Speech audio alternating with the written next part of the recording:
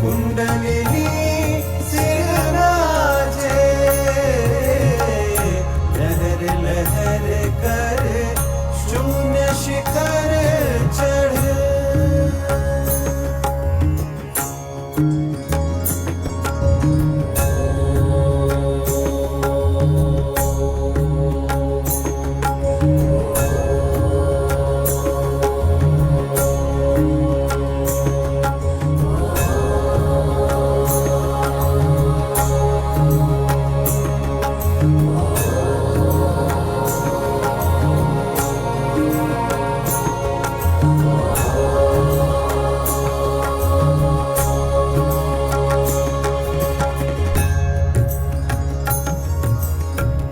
लहर लहर कर शून्य शिखर चढ़े लहर लहर कर शून्य शिखर चढ़े कुंडलिनी सिरराजे कुंडलिनी सिरराजे भीतर साजे भीतर साजे भीतर साजे आजे नाद चराचर चरण आजे नाद चराचर चरण आजे नाद चराचर सुप्त चेतना जागे सुप्त चेतना जागे सुप्त चेतना जागे आजे नाद चराचर चरणन में बाजे नाद चराचर चरणन में बाजे नाद चराचर चरणन में बाजे नाद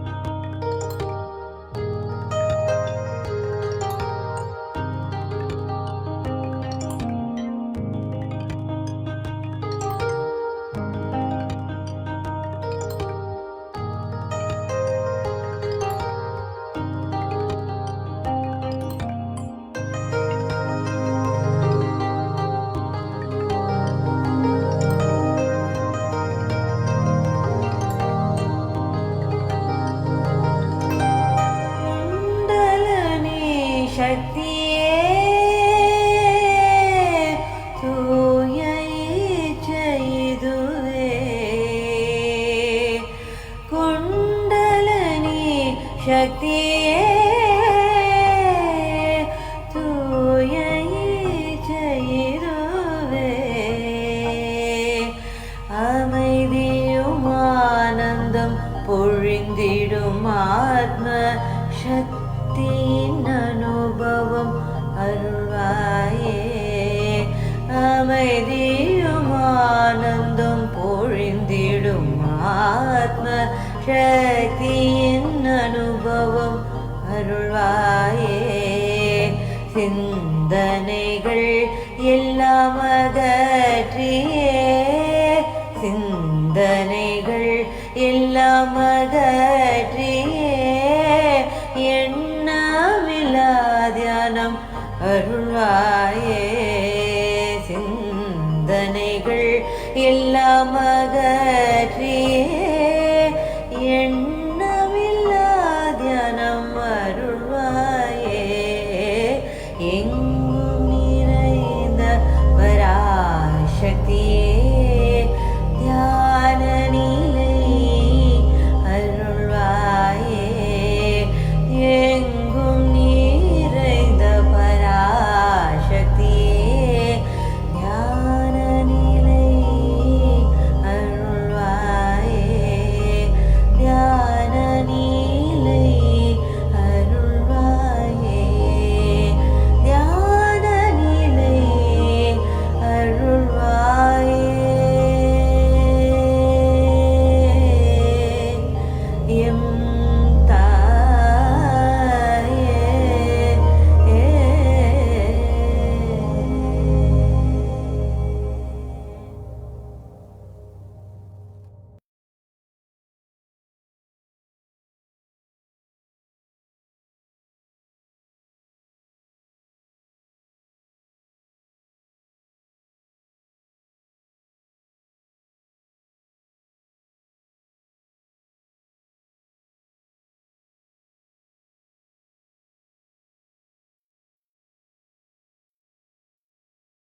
இந்த அமைதி நிலையில் குண்டலினி அணையை எழுப்பி கவசமிட்டுக் கொள்வோம்.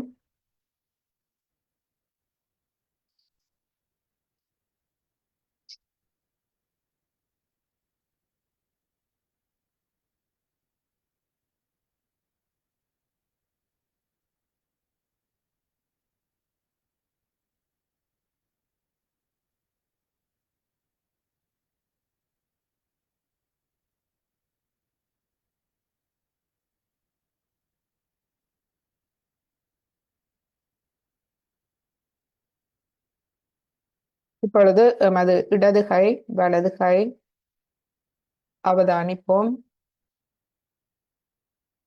கவனம் எமது ஆத்ம நிலையில் இருக்கட்டும்.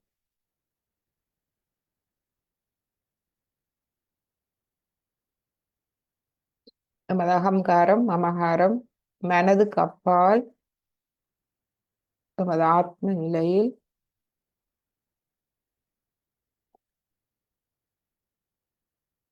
கவனத்தை வைப்போம். அங்கு எமது பிரம்மராந்திரம் திறந்திருக்கின்றதா என்பதை அவதானிப்போம்.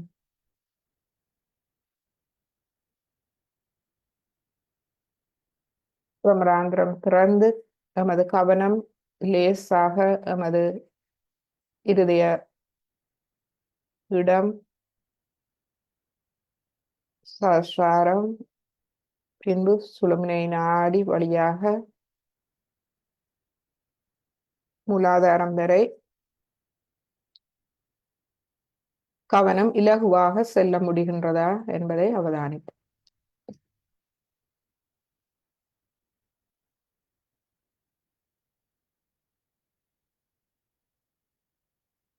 நாம் ஸ்ரீ மாதாஜியை கேட்டோம், நமக்கு தியான நிலையை அருளுமாறு. ஸ்ரீ மாதாஜி அந்த ஆத்ம நிலை தியான நிலையை நமக்கு தந்தருளுங்கள். இந்த மது எண்ணங்களுக்கு அப்பால் அந்த தியான நிலையை நமக்கு தந்தருளுங்கள். எமது கவனத்தை முழுமையாக ஆத்மாவில் வைக்க அருள் புரியுங்கள்.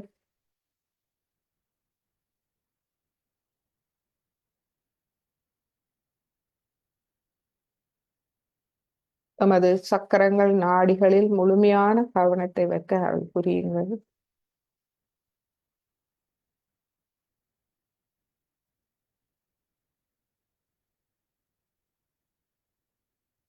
எம்மை முழுமையாக வெளிப்படுத்துவோம்.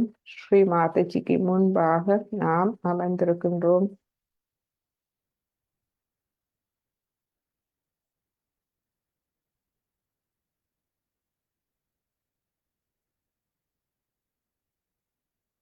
எமது சிரசை அமைதியாக தளர்வாக வைத்திருப்போம்.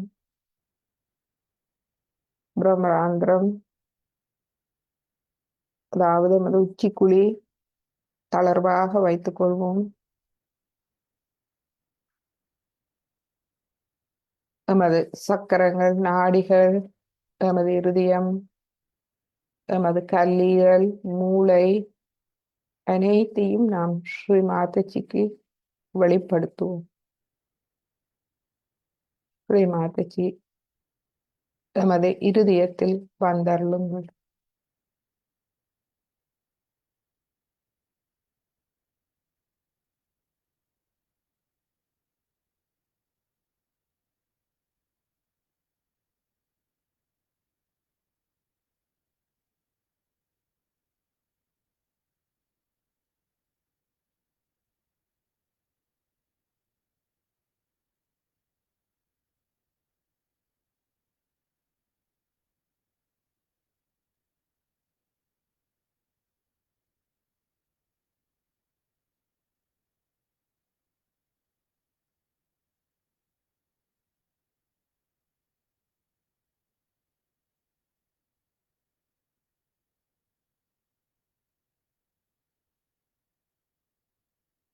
எமது இடது நாடியை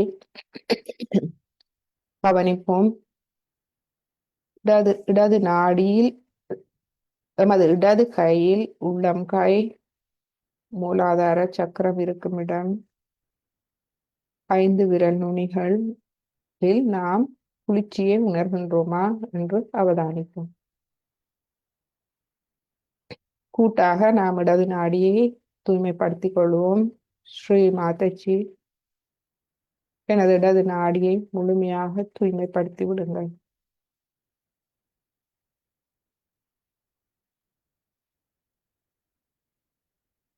எனது கடந்த கால உபாதைகள், எதிர்மறை சக்திகள் அனைத்தையும் முழுமையாக வெளியேற்றி பூமி தத்துவம் மூலமாக அகற்றி எனது இடது நாடியில் தூய விருப்பத்தை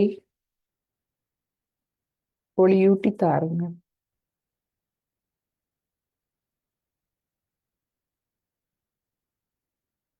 எனது இருதயத்தில் வந்தருளுங்கள் தாயே. எனது இருதயத்துக்கு வந்து எனது ஆத்மாவை முழுமையாக ஒளியூட்டி தாருங்கள்.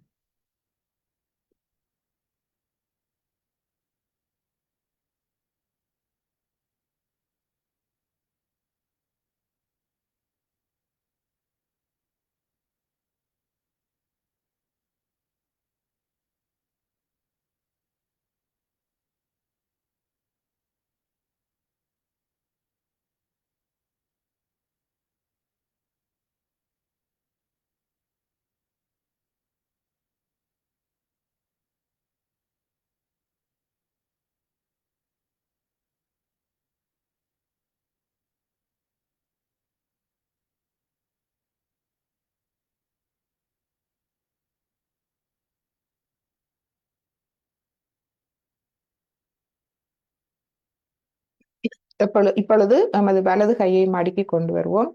இடது கை ஆகாயத்தை நோக்கி வைப்போம். ஸ்ரீ மாதாஜி எனது வலது நாடியில் உள்ள அனைத்து பாதிப்புகள், எதிர்காலத்தை பற்றிய கவலை, பயம் அனைத்தையும் என்னிடமிருந்து முழுமையாக அகற்றி விடுங்க. எனது கவனத்தை முழுமையாக தூய்மைப்படுத்தி தாருங்கள். .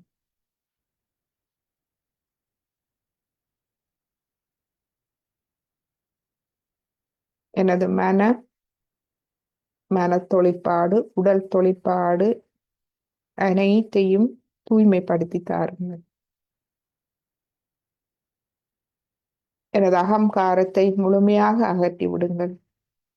எனக்கு தூய தெய்வீக ஞானத்தை, அறிவை தந்து எனது அறியாமையை போக்கி எனது ஆணவத்தை, எனது அகங்காரத்தை முழுமையாக அகற்றி விடுங்கள்.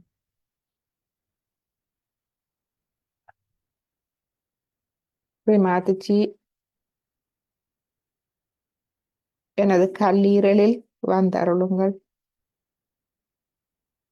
எனது கல்லீரலின் ஒவ்வொரு கலத்தையும் தங்கள் அன்பால் நிரப்பி எனது கல்லீரலை முழுமையாக சீரமைத்து தாருங்கள். அதன் அனைத்து தொழிற்பாடுகளையும் சீரமைத்து தாருங்கள்.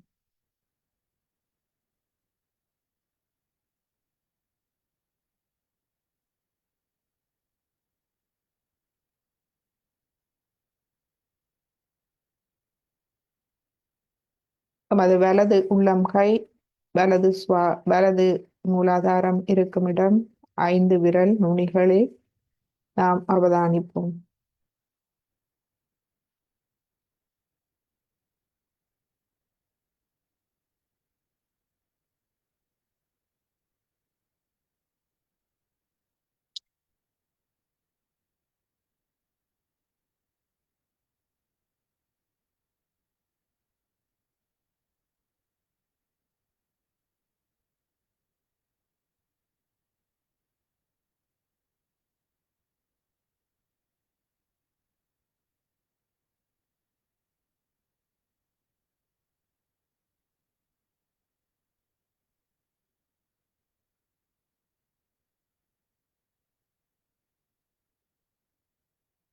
அல்லது நமது இரு கைகளையும் இருதய மட்டத்துக்கு கொண்டு வருவோம்.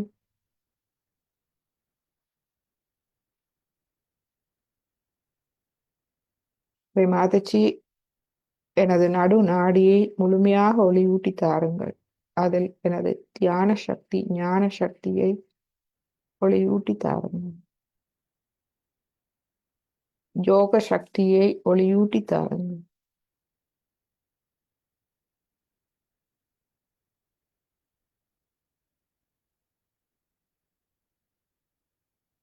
இப்பொழுது முழுமையான கவனத்தை தலை உச்சி குழியில் வைத்து நாம் இரு கைகளையும் அவதானிப்போம். தலை உச்சி குழியை அவதானிப்போம். குண்டலினி தாய் நமது சுழுமினை நாடி வழியாக மேலெழ நாம் உமது சுழுமினை நாடியை தளர்வாக நாம் துறப்போம். அதை தளர்வடைய செய்து நாம் நமது பிரம்மராந்திரத்தை திறந்து சஹஸ்ராரத்தை திறப்போம். தளர்வடைய செய்வோம். நம்மை முழுமையாக வெளிப்படுத்துவோம். ஸ்ரீ மாதாஜிக்கு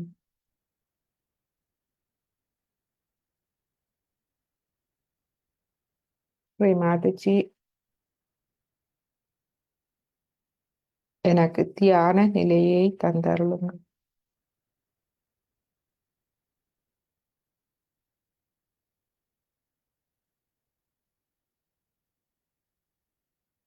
எனது சிரசில் முழுமையான அமைதியை தந்தருளுங்கள்.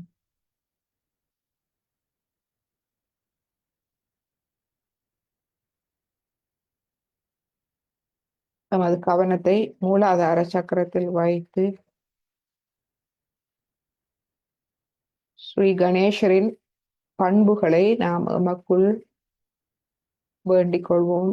ஸ்ரீ மாதாஜி, எனது மூலாதார சக்கரத்தை ஒளியூட்டி அங்கு ஸ்ரீ கணேசரின் பண்புகளை எனக்கு ஒளியூட்டி தாருங்கள். அவருடைய களங்கமில்லாத தூய்மை,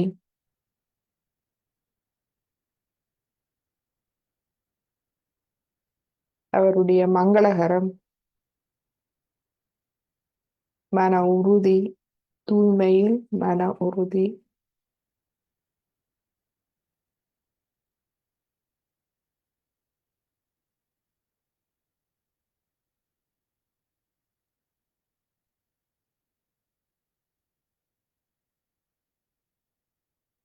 அவருடைய முழுமையான அர்ப்பணிப்பு, சரணாகதி, பயமின்மை,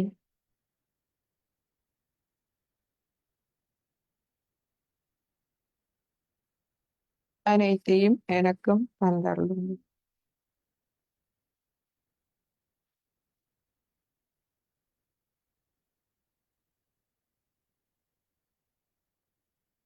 எனது ஸ்ரீ கணேசரின் நற்பண்புகளை நான் உணர எனக்கு அருள் புரியுங்கள்.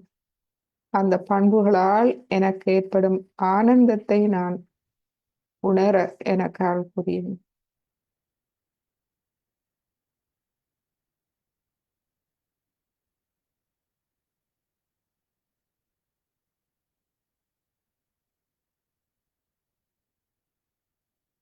இப்பொழுது சுழுமுனை நாடி வழியாக எமது கவனத்தை தலை உச்சிக்கு கொண்டு வந்து தலை உச்சியில் முழுமையாக வைத்து தமது ஆக்கிய சக்கரத்தில் ஸ்ரீ கணேஷா ஸ்ரீ மகா கணேசராக எழுந்தருளி ஸ்ரீ ஜேசு கிறிஸ்துவாக தமக்கு மன்னிக்கும் சுபாவத்தை தந்து அருகின்றார். இதில் நாம் முழுமையாக பிரார்த்திப்போம். தாயே, எனது ஆக்கிய சக்கரத்தை ஒளியூட்டி அதில் ஸ்ரீ இயேசு கிறிஸ்து அவர்களின் அனைத்து பண்புகளையும் எனக்குள் ஒளியூட்டி தாருங்கள்.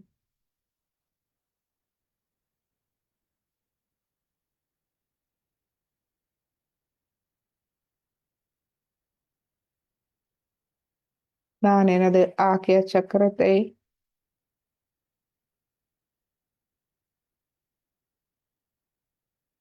ஒளியூட்டி அதில் நான் அனைத்து பண்புகளையும் பாதுகாக்க எனக்கு அருள் புரியுங்கள்.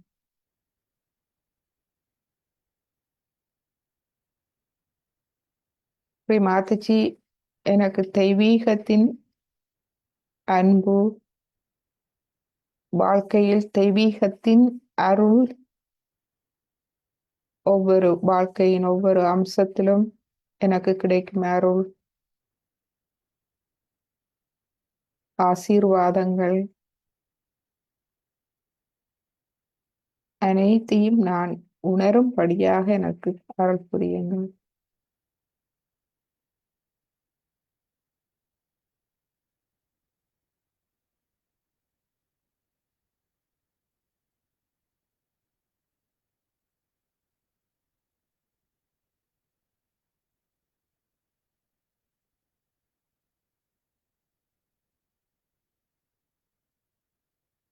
மாதாஜி, எனக்கு மன்னிக்கும் சுபாவத்தை தந்தருளுங்கள்.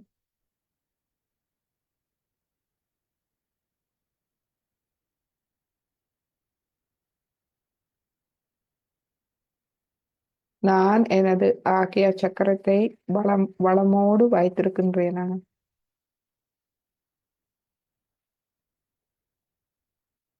ஸ்ரீ மாதாஜி, நான் அனைத்தையும் மன்னிக்கும் திறனை எனக்கு தந்தருளுங்கள்.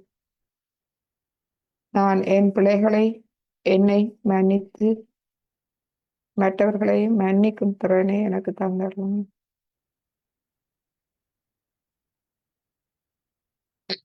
அதுபோல் ஸ்ரீ மாதாஜி, எனது தவறுகளையும் மன்னித்தருளுங்கள். இன்னமும் நான் அறியாமை பலவீனங்களால் தவறுகள் செய்து கொண்டிருக்கின்றேன். நாளாந்தம் இறைவனை மறக்கின்றேன்.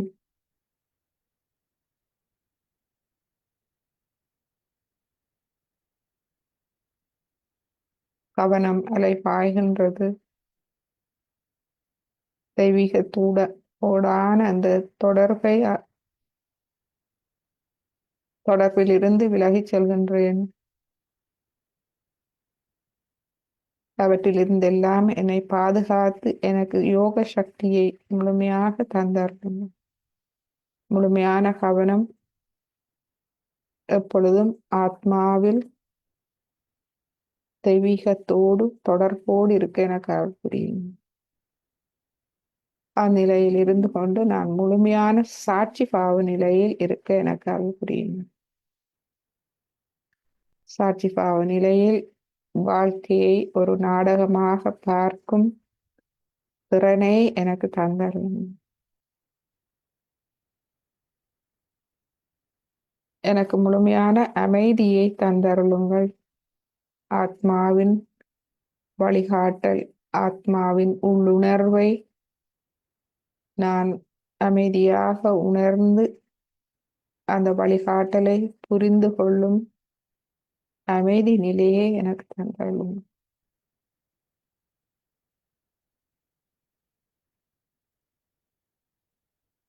மூன்று தடவை ஓம் ஹம் ஷம் சொல்லுவோம். ஓம்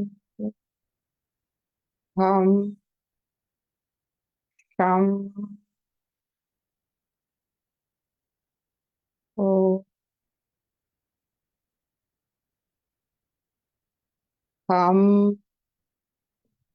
ஷம் ஓம் ஹம் ஷம்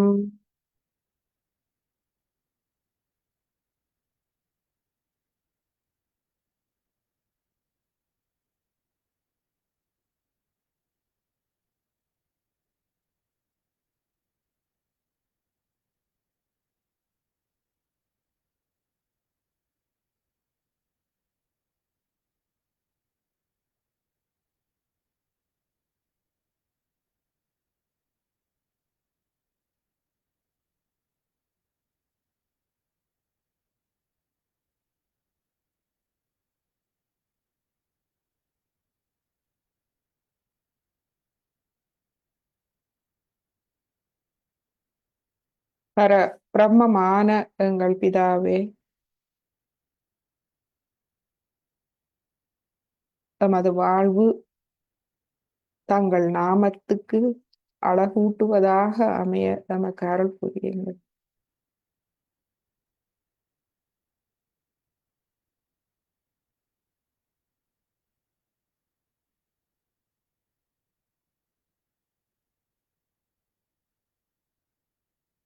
தங்கள் சித்தமே எப்பொழுதும் நிறைவேறும்.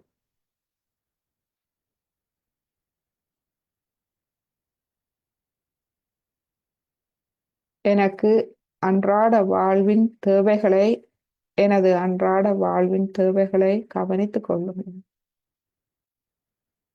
நான் மற்றவர்களின் அத்துமீறலை மன்னிப்பது போல் எனது அத்துமீறல்களையும் மன்னித்துக் கொள்ளுங்கள்.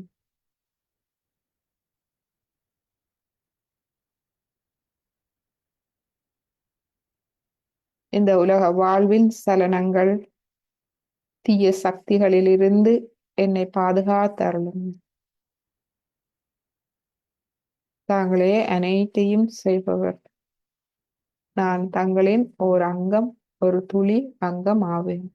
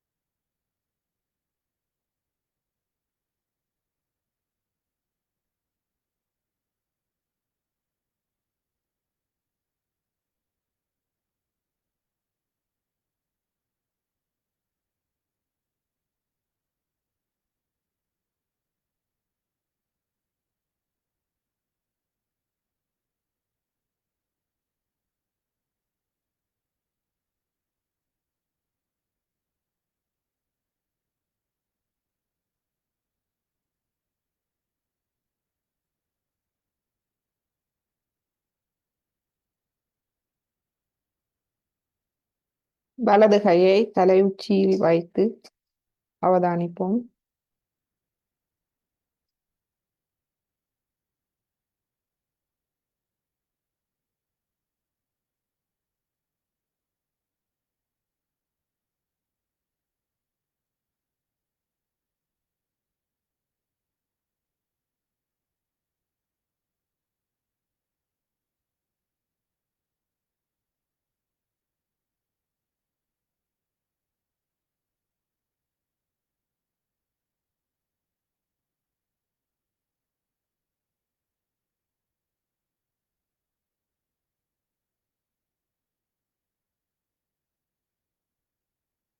குளிர்ச்சியை உணர்ந்ததும் வலது கையை 2 அங்குலம் உயரத்தில் வைப்போம்.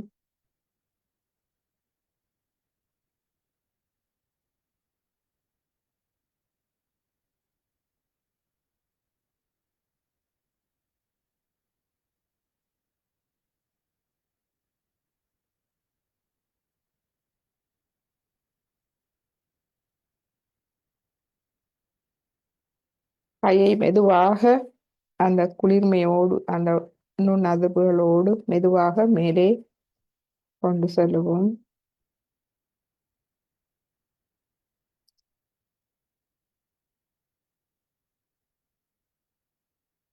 மெதுவாக மேலே கொண்டு சென்று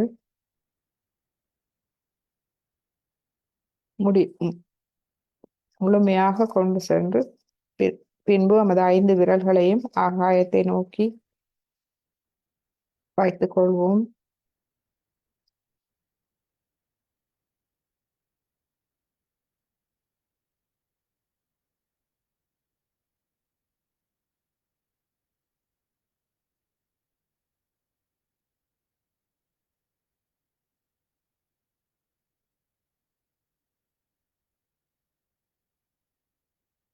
இப்பொழுது வலது கையை மடக்கி கொண்டு வந்து இடது கையை தலை உச்சியில் வைப்போம்.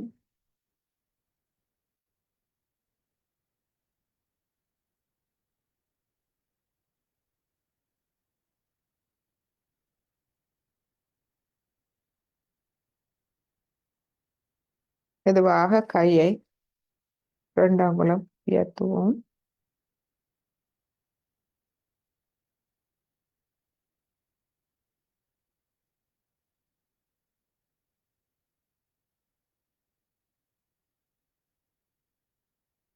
அந்த குளிர்ச்சியோடு மெதுவாக கையை மேலே கொண்டு செல்வோம்.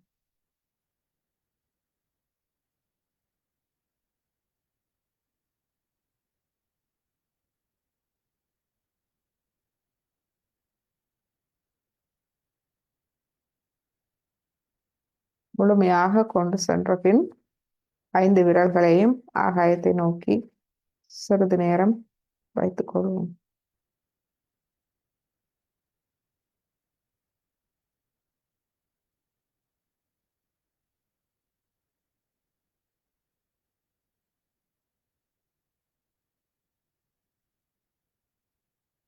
இப்பொழுது கையை மெதுவாக கீழே கொண்டு வந்து இறுதிய மட்டத்தில் இரு கைகளையும் வைத்து சிறிது நேரம் தியானிப்போம்.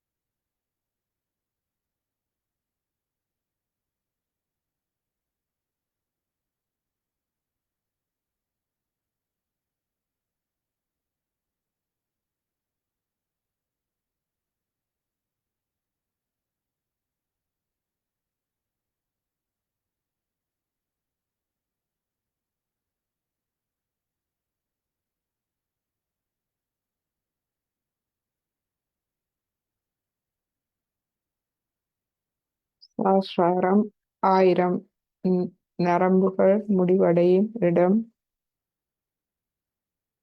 அங்கு எமது 1000 நரம்புகளும் தளர்வடைவதை நாம் அவதானிப்போம்.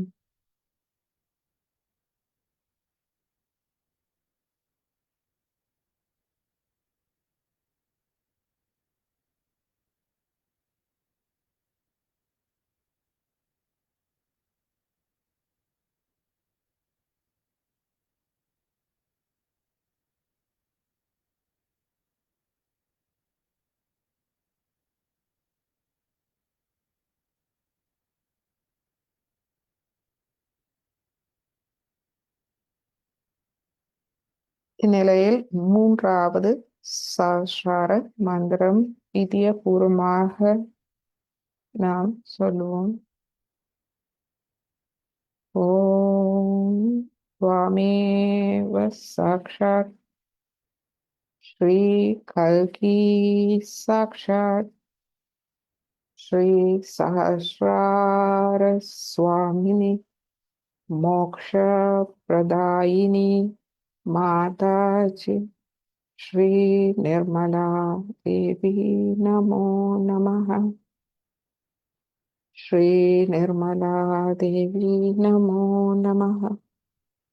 ஸ்ரீ நிர்மலா தேவி நமோ நமः.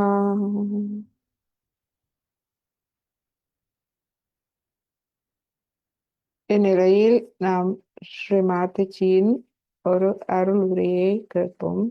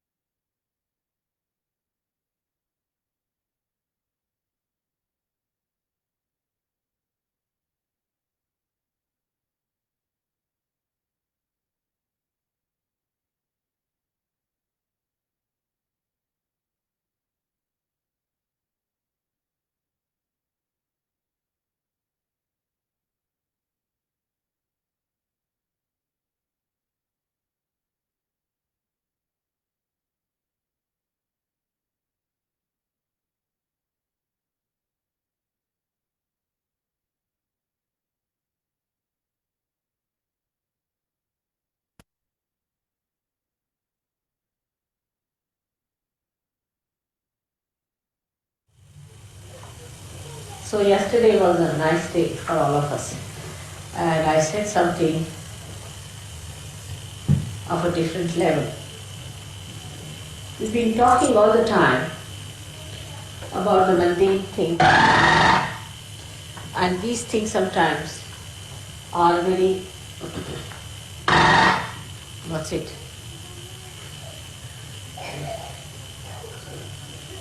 It's all right.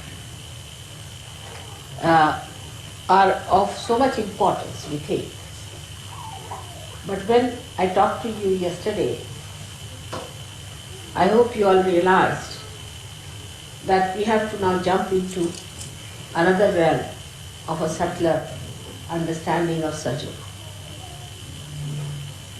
First we were worried about our families, our children, our households, then our marriages.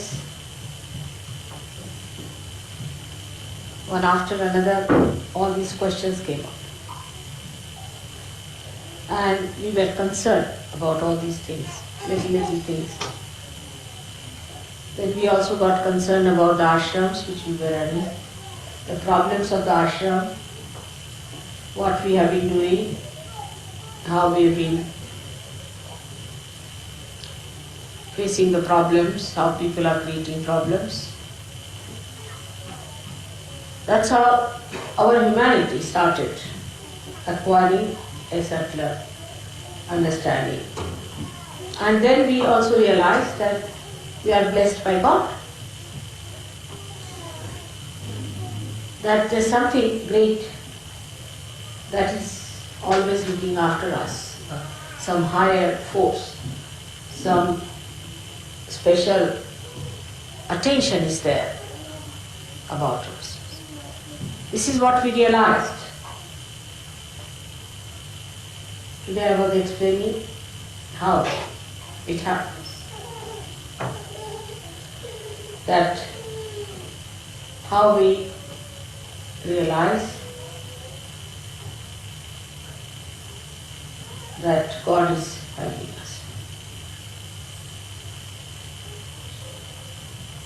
any problem is an effect of some sort of a cause.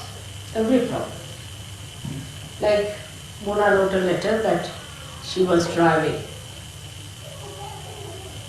in a motorway and the car went out of control and the brake would not act. And there was a car coming from the right, car coming from the left, cars going in front and behind. And she felt that they will be finished. Two of them were traveling to surgeries. So the cause was the car or the brake or whatever it was, mechanism, and the effect was for the problem. So now how to overcome that problem? Supposing you try to neutralize the effect, you cannot because cause is still there. You try to improve the cause, it doesn't work out. Then what to do? So the easiest thing is to cross the cause, to ascend over, to go beyond the cause. So the cause does not exist for you, so the effect does not exist. As long as the cause exists in your attention, the effect will be there.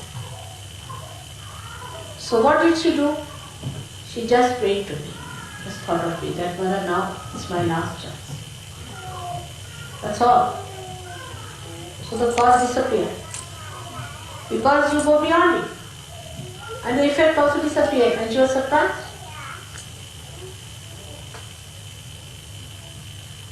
So you must ascend away from the cause. Now a problem. My wife is like this, my husband like this, my family life like this, surgeries are like this, all kinds of things are there. It's an effect. Now what's the cause? Is such and such person. Alright. Now how do you get negation of the cause? Surrender. You have the right to do that. You have a knack to do it. You can do it. You are capable of it. You are entitled to do it. But you don't do it, you forget. You just forget. If you surrender that cause, effects will go away. But that is the thing at that time to remember, that you have to ascend, to go beyond the cause is the best way to get rid of it. So, I've been playing with you. You had causes to say, oh Mother, this is the problem, I have no job, now I have a job, and the job is to be had, and the wife is not there, she must have a wife, and the wife has a problem, and she's to be divorced, and that is that, and this and that. Then I'm like that, I'm very bad because there's a bhoot in me. So the bhoot is the cause. And I'm behaving like this because there's a bhoot in me. That's also a scapegoat, I think. So first you go beyond that, saying, what is bhoot? Who is bhoot? I know my mother. And Mother, you look after this bhoot of mine. That's all. But for that, an emergency has to come to you. Otherwise, you just don't do it with that power.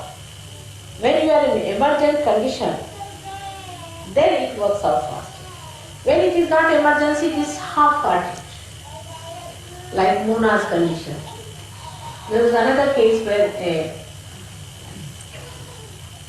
journalist was traveling from, I think Lonavala or something, and his brakes broke down, and he was with another journalist. So both of them were coming. This another journalist told me. The another one was surgery. So he found his brakes are not working, and he found his car is going. In front, there's a big truck coming up and another truck coming from behind. And there was no way for him to turn or to get out of it, and his brakes were on. That was the emergency. Such an emergency that developed into his mind that, oh God, now the last moment has come. Now I'm finished. there's a truck coming from there and another truck, and within a split of a second, he was to be finished. Then he just closed his eyes and he told his friend, think of mother, that's all. And then what he found, that he was nicely crawling on the road and the trucks were left behind and the brake was good.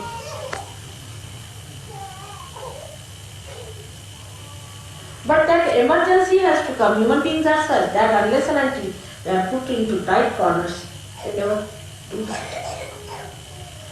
Once they are in a tight corner, then they do it. That is the reason why people try to take ascetic life. Because if you are an ascetic, then you are in a tight corner.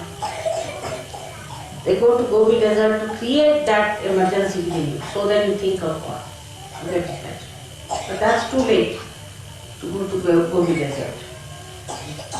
They create problems for them to get into tight corners so that they can get out of it. But for Sahaja-yogi, if they are wise, they need not have. But how do we achieve it otherwise, without getting tired? Only way is meditation. Everybody must meditate, is the point. If you do not meditate, you can continue for a while. You may be alright for a while, for 2-3 months, maybe 2 years, but then you drop. Many people think, oh, what's the need to meditate? You see, it's alright. If you don't meditate, it doesn't matter. It's not true. Because in meditation only you grow. In emergency you suddenly grow, no doubt. I mean, you just like a jack in a box, just come up with a spring. But if you have to have a continuous growth, then you must meditate, allow the thought, after thoughts coming, and then allow them to subside, because you rise into the state of thoughtless awareness, and in that thoughtless awareness you grow. And you grow in your detachment to the cause of all the effects. If there is no cause, there is no effect. But this is the problem with us, is that we do not meditate normally. Only when it comes to absolute last point, now you have to fall in the well, then we think of it. Maybe at that moment you are helped, but you don't grow. Growth can only come if you meditate.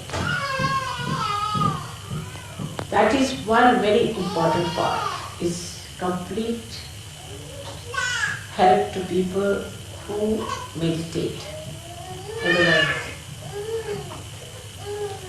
In the normal life, how do we grow? If we have no oxygen, we cannot grow. We have to have sufficient oxygen, we have to have sufficient food, we have to have all these things. But in spirituality, you grow through meditation. There's no way out. Those who think they can grow are bumptious. Actually bumptious people. Because they can talk a lot about Sahaja. I've seen people who talk too much about Sahaja. They can give big lectures, this, that, but have no vibrations at all. They can't do any work for Sahaja. They are not collective, they have no sense to be collective. All kinds of problems. But the growth is to be achieved through meditation.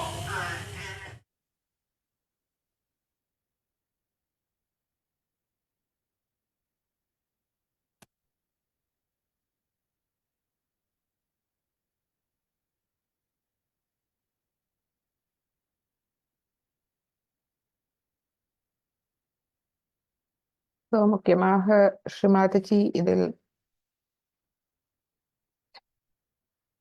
சொல்கின்றார், going beyond goes and effect, அதாவது காரணம் காரியங்களுக்கு அப்பால் நாம் செல்வது. அங்கு செல்லும் போது தெய்வீகம் நம்மை முழுமையாக கவனித்துக் கொள்கின்றது மற்றும் அதுவே தியான நிலை. எமது பிரச்சனைகள், கவலைகள், அதனால் ஏற்படும் விளைவுகள், இவற்றில் நாம் சிக்கிக்கொள்ளாது முழு நம்பிக்கையோடு அவற்றுக்கு அப்பால் எமது கவனத்தை நாம் வைத்திருக்கும் போது அந்த தெய்வீக தொடர்பு நமக்கு இருக்கின்றது. தெய்வீகம் நம்மை முழுமையாக கவனித்துக் கொள்கின்றது.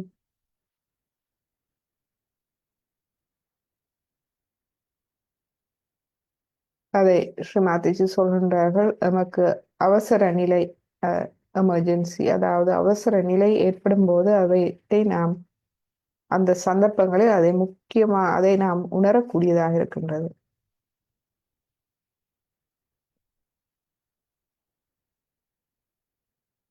அந்த அனுபவத்தை பெறக்கூடியதாக இருக்கின்றது.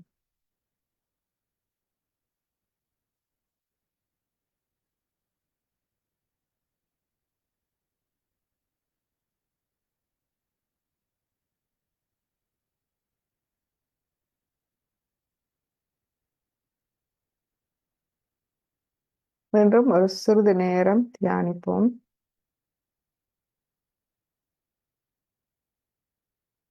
So go beyond cause and effect. காரண காரியங்கள் விளைவுகள் அனைத்துக்கும் அப்பால் தியான நிலைக்கு செல்லுவோம்.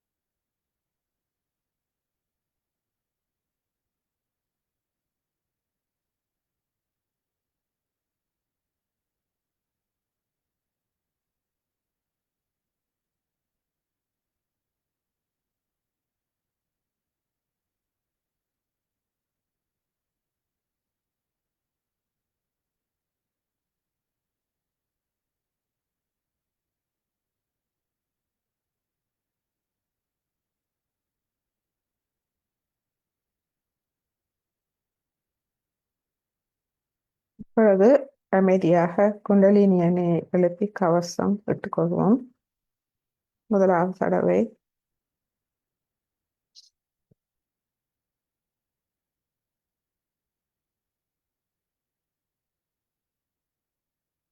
இரண்டாவது தடவை, மூன்றாவது தடவை,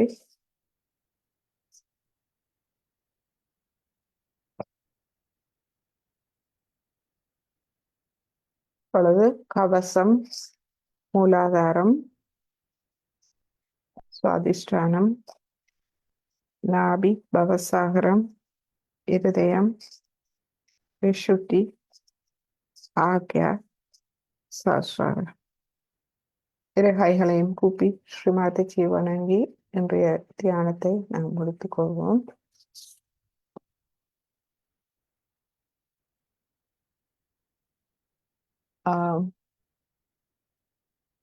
ஃபேஸ்புக் அன்பர்கள் நீங்கள் அன்மியூட் பண்ணி கதைக்கலாம்.